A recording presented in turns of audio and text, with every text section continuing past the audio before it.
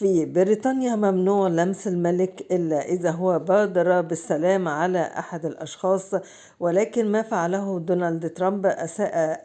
أثار استياء البريطانيين، حيث وضع يده على ظهر الملك تشارلز، وهو ما أثار استياء البريطانيين وباعتباره يعني خرق للبروتوكول البريطاني،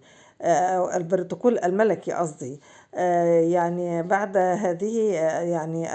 الفعل أو الحدث الذي يعتبره البريطانيون أنه إساءة للملك، لأن البروتوكول الملكي يحتم ألا يضع أحد يده على الملك بأي صورة من الصور، وألا يعني حتى يقدم على السلام إلا إذا